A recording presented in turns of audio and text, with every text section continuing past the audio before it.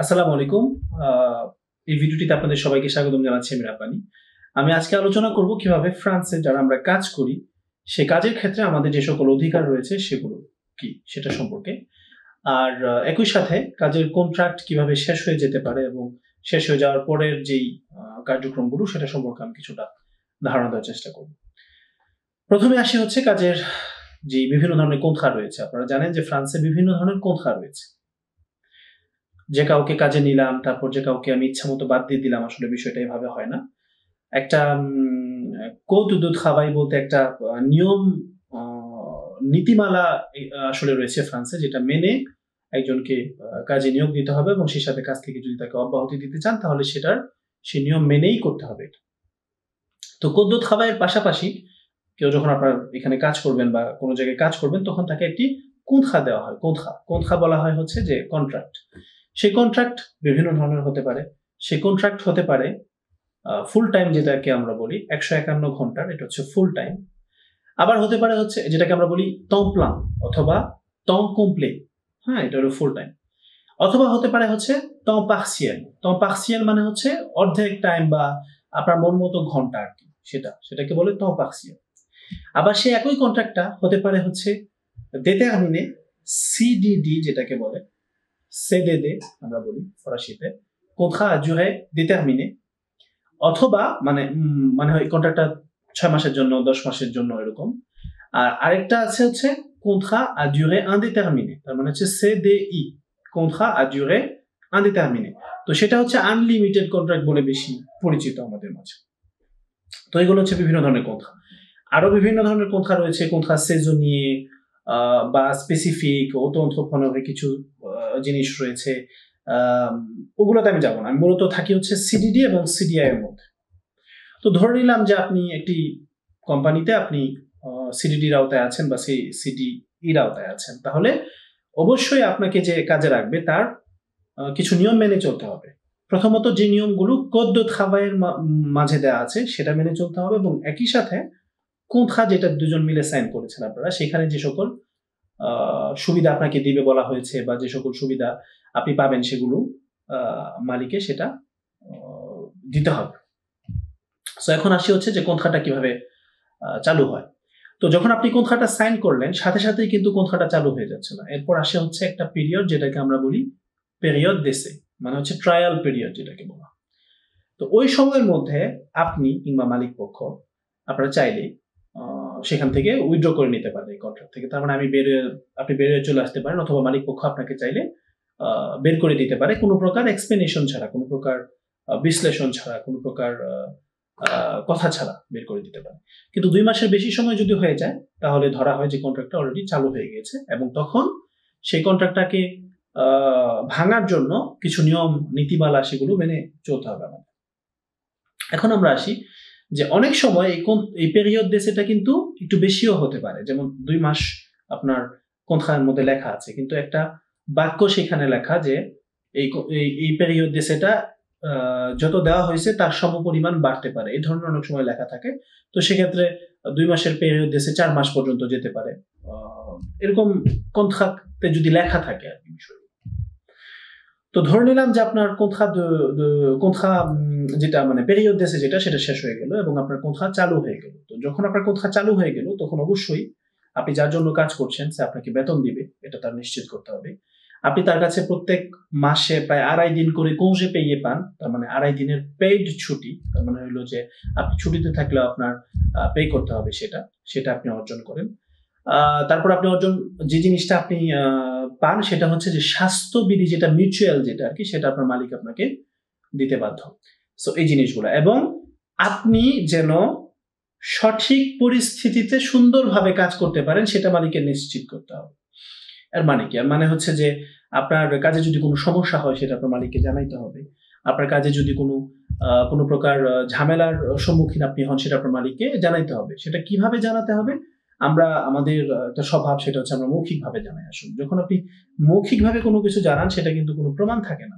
তো কি করতে হয়? সেটা লিখিতভাবে একটা চিঠির মাধ্যমে জানাইতে হয় এবং সেটার একটা প্রমাণ তখন থেকে যায়। এটা একটা কপি বা আপনি জেলা পোস্টের মাধ্যমে পাঠিয়েছেন সেটার একটা প্রমাণ যখন রাখবেন তখন এটা আপনাকে প্রটেক্ট করে, এটা আপনাকে সুরক্ষায় রাখে। তো আপনি কাজ করছেন এটা, তো কাজের ক্ষেত্রে অনেক কিছু প্ল্যানিং, যে বিষয়টা নর্মালি কন্ট্রার মধ্যে লেখা থাকে যে প্ল্যানিংটা বস যেভাবে চায় সেভাবে সাজাতে পারে। তো এখানে আমাদের অনেকেই আছে যে যারা বসের কথা মতো প্ল্যানিং মানতে চায় না, অথচ কন্ট্রাক্টে লেখা আছে আমি প্ল্যানিং বসের অনুযায়ী মানবো। তো এটা কিন্তু ঝামেলা। সো এটা ভালো করে মাথায় রাখতে হবে।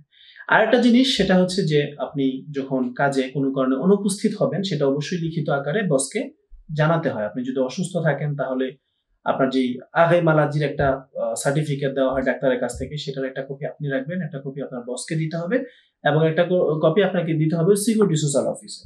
সো এরকম অনেক কিছু রয়েছে। মিউচুয়াল, যেটা একটু আগে আমি বলেছি, আপনার বস আপনাকে দিবে মিউচুয়ালের যে খরচটা সেটা দিতে হবে।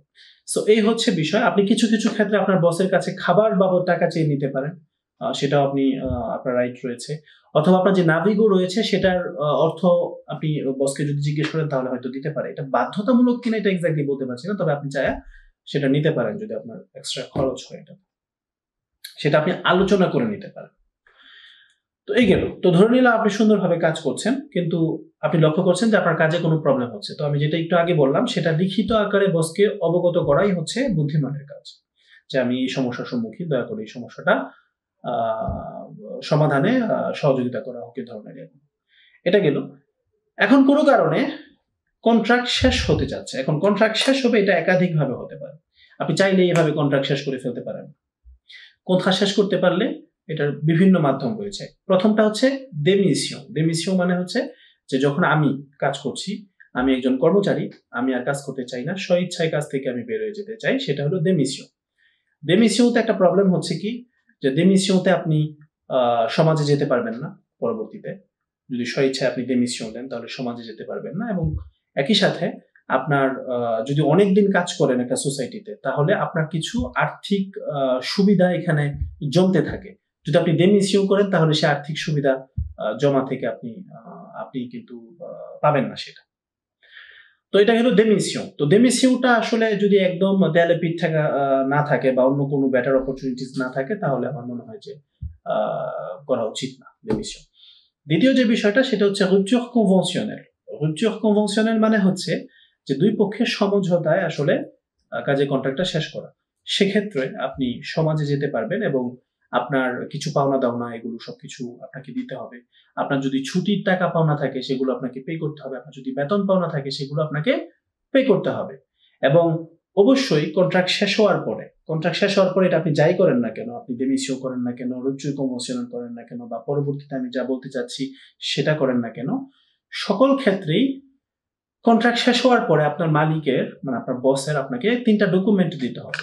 একটা ডকুমেন্ট হচ্ছে একটা attestation de travail, আপনি এত তারিখ থেকে এত তারিখ কাজ করেছেন সেটা একটা অ্যাটেস্টেশন দিতে হবে। দ্বিতীয় হচ্ছে solde de tout compte, মানে আপনার যত হিসেব নিকাশ আছে এটা একটা কাগজে হিসেব করে সেটা দিয়ে দিতে হবে। আর তৃতীয় যে বিষয়টা সেটা হচ্ছে যে attestation d'acédique যে অ্যাটেস্টেশনটা মানে প্রলম্প্লতে জমা দেওয়ার জন্য সেটা দিতে হবে। তো এগুলো হচ্ছে বিষয়গুলো। তো আমরা দেখলাম দেমিসিও, রুপচার কনভেনশনাল মানে দুই পক্ষের সমঝোতা, এটা সব থেকে বেশি ভালো। বেসিক্যালি অনেক সুযোগ সুবিধা আপনি পাচ্ছেন এটাতে। যদি রুপচার কনভেনশনালে যদি বস রাজি না হয় তাহলে সে আপনাকে লিসেন্সিয়ে করতে পারে। লিসেন্সিয়ে মানে হলো কাজ থেকে বাদ দিতে পারে, আপনাকে অব্যাহতি দিতে পারে। তো লিসেন্সিমোটা বিভিন্ন কারণে হয়। এর মধ্যে লিসেন্সিমো ইকোনমিক হতে পারে। ইকোনমিক মানে হচ্ছে যে আর্থিক অবস্থা খারাপ থাকার কারণে কোম্পানি আপনাকে আর রাখতে পারছে না সেটা দেখিয়ে। তো সেক্ষেত্রে আপনি কিছু সুযোগ সুবিধা রয়েছে সেগুলো পাবেন। যেমন ধরুন indemnité de licenciement। indemnité de licenciement মানে হলো কাউকে কাছ থেকে অব্যাহতি দিলে কিছু আর্থিক সহায়তা আর কি, যেটা এক্সট্রা বেশি, খুব বেশি না, মানে আপনার বছরে হয়তো 250 মতো জমে এরকম আর কি হবে। এক্সাক্ট হিসাবটা আমি দিতে পারছি না বুঝছি। তারপরে হচ্ছে আপনার লিসেন্সিমো করলে আপনি ওই এটা এক্সট্রা জিনিস পাচ্ছেন এবং আপনি সমাজে যেতে পারছেন লিসেন্সিমো ইকোনমিক করলে। এরপরে আসে হচ্ছে লিসেন্সিমো ইকোনমিকের পরে আসে হচ্ছে লিসেন্সিমো pour faute grave। faute grave মানে হচ্ছে আপনার কোনো ভুলের কারণে আপনাকে লিসেন্সিয়ে করতেছে। তো এটা চাইলেই তারা এভাবে করতে পারে না। এটার জন্য আপনাকে একাধিকবার চিঠির মাধ্যমে জানাইতে হয় যে আপনি এই ভুল করেছেন, আশা করি আপনি এটা করবেন না, আপনি এই ভুল করেছেন, আশা করি এটা করবেন না। এরপরে যে আপনাকে বলতে হয় যে আমরা 2 বার তোমাকে চিঠি দিছি, তারপরে তুমি একই ভুল করে যাচ্ছ, এত তারিখে তুমি আসো, সেদিন আমরা ডিসকাস করব এবং সেই ডিসকাশনের ফসল কাজের অব্যাহতি মানে লিসেন্সিমো হতে পারে। তো এইভাবে প্রসেসটা আগায়। তৃতীয় যে বিষয়টা সেটা হচ্ছে লিসেন্সিমো pour faute lourde। faute lourde যখন হবে তখন কিন্তু জিনিসটা একটু কমপ্লিকেটেড হয়ে যায়। সেক্ষেত্রে অ্যাসেডিক পাওয়া যায় না। তারপর আপনি কাছ থেকে অব্যাহতির যে একটা আর্থিক সহযোগিতা পেতেন আপনি indemnité de licenciement সেটা আপনি পাবেন না। তো এটা অনেক খারাপ অবস্থা। faute lourde যেটা আরকি সেটা হচ্ছে যে কোনো কারণে যদি সোসাইটি বা কোম্পানি মনে করে যে আপনি কোম্পানির জন্য ক্ষতিকারক বা আপনি কোম্পানির ক্ষতি সাধন হয়েছে এমন কোনো কাজ করেছেন সেক্ষেত্রে এটা হয়। তো এই হচ্ছে আপনার যে কাজের পন্থা শেষ হওয়ার যে একাধিক পসিবিলিটি আরকি সেটা। তো আমরা দেখলাম যে একটা কাজের কন্ট্রাক্ট শেষ হতে পারে ডেমিসিওর মাধ্যমে। সেক্ষেত্রে সমাজ পাওয়া সম্ভব না। হতে পারে যে rupture conventionnel সেক্ষেত্রে সমাজ পাওয়া সম্ভব। আর আরেকটা হচ্ছে লিসেন্সিমো। লিসেন্সিমোর ভিতরে দেখতেছি আবার লিসেন্সিমো ৩ প্রকারের। লিসেন্সিমো ইকোনমিক সেক্ষেত্রে সমাজ পাওয়া সম্ভব। লিসেন্সিমো faute grave সমাজ পাওয়া সম্ভব। লিসেন্সিমো faute lourde সেক্ষেত্রে সমাজ পাওয়া সম্ভব না, আবার কিছু ক্ষেত্রে অনেক বেশি ডিফিকাল্ট। নরমালি সম্ভব না, কিছু ক্ষেত্রে অনেক করে আমার মনে হয় যে অনেক ডিফিকাল্ট এটা। সো এই হচ্ছে বিষয়। সবসময় আমি একটা কথা বলি সেটা হইতেছে যে কাজের ক্ষেত্রে সকল কিছু লিখিতভাবে করবেন। আপনি ছুটিতে যাবেন সেটা লিখিত অনুমতি নিয়ে যাওয়াটাই উত্তম। মৌখিকভাবে জানিয়ে যাওয়াটা ঠিক না। কারণ হচ্ছে পরবর্তীতে সেটাই আপনার এগেইনস্টে ব্যবহৃত হতে পারে। আপনাকে যদি রিকমেন্ড করে চিঠি পাঠায় আপনার যে জায়গায় কাজ করেন সেই জায়গা থেকে, সেগুলো তুলুন আপনি এবং সেগুলোর উত্তর দিন যে তোমরা আমাকে বলেছো আমি ভুল করেছি কিন্তু আমি তো এই ভুল করি না, এভাবে তাদেরকে জানাইতে হবে। এতে করে কি হয়, যদি আপনাকে মানে অন্যায়ভাবে কাজ থেকে বাদ দিয়ে দেয় তাহলে আপনি সেটা ইন্সপেকশন দো ট্রাভাই যেতে পারবেন। ইন্সপেকশন দো ট্রাভাই থেকে যা এটাকে ভেরিফাই করাতে পারবেন।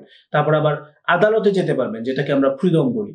কিংবা আপনাকে বেতন দিচ্ছে না, আপনাকে ওভারটাইম কাজ করাচ্ছে কিন্তু এক্সট্রা টাকা দিচ্ছে না, আপনার যে পাওনা কৌজে সেগুলো না দিয়ে আপনাকে বিদায় করে দেওয়া হয়েছে। তো এই সকল ক্ষেত্রে আপনি ফ্রিডমে যেতে পারেন, যে আদালত আপনার এরিয়ার যে ফ্রিডম রয়েছে সেখানে, এবং সেখানে যে আপনি আবেদন করবেন এবং সেখানে আপনি বিনামূল্যে উকিল পেতে পারেন সেটার জন্য। সো এই হচ্ছে বিষয়। কাজের অধিকার নিয়ে আমি অনেক কথাই বললাম। আশা করি এই তথ্যগুলো আপনাদের উপকারে আসবে। আমার বলাতে যদি কোনো প্রকার ত্রুটি থেকে থাকে আপনারা আমাকে জানাতে পারেন কমেন্টে। আমি চেষ্টা করব কারেক্ট করে নেওয়ার জন্য। আর আপনাদের প্রতি অনুরোধ থাকবে আপনারা এই ভিডিওটি শেয়ার করে, আমরা যারা ফ্রান্সে বসবাস করি আমরা ম্যাক্সিমাম লোকজনই কিন্তু আমাদের অধিকার সম্পর্কে সচেতন না। তো সেগুলো সম্পর্কে যেন জানতে পারি সে ব্যাপারে ভূমিকা পালন করবেন। আসসালামু আলাইকুম। ধন্যবাদ আপনাদের সবাইকে।